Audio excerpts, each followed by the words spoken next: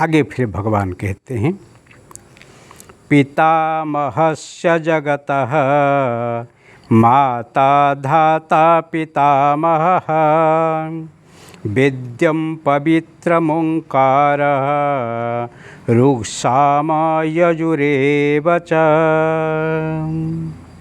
बहुत सुंदर बात है। पिता अहम अस्य जगतः माता धाता पितामहः वेद्य पवित्रम ओंकारः ऋक्साम यजु एव च। और हे अर्जुन,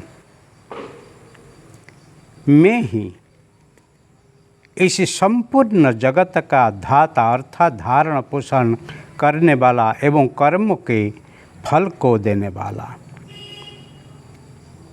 पिता माता और पितामह हूँ और जानने योग्य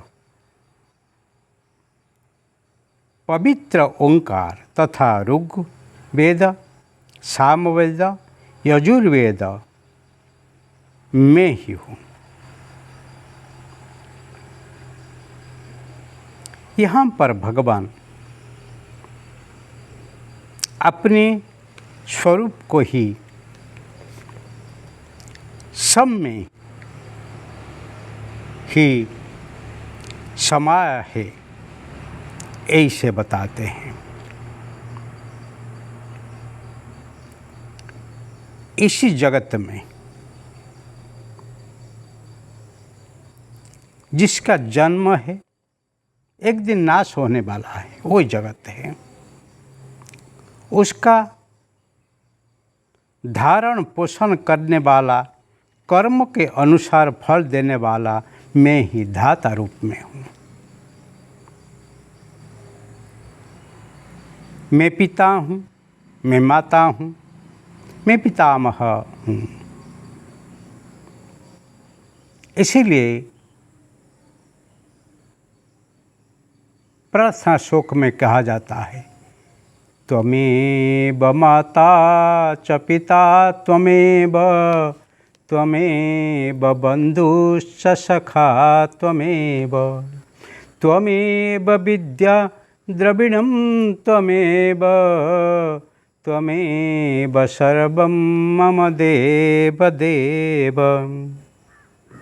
परमात्मा पिता है, माता है, पितामह है, मतलब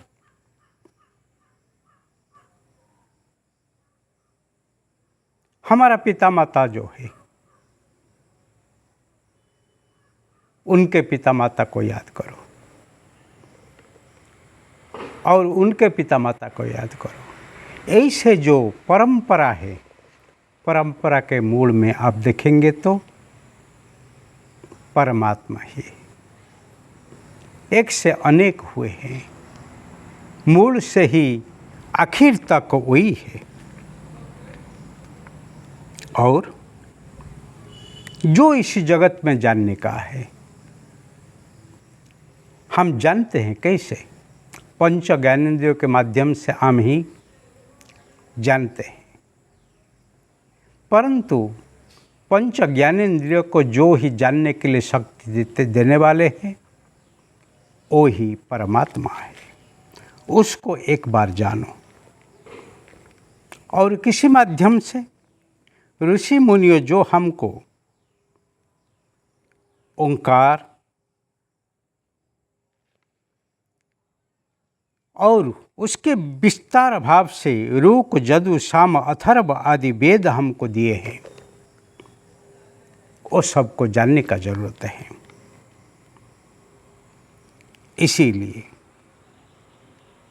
वेदो नित्यम अधीयताम तदुदित कर्म स्वनिष्ठियताम।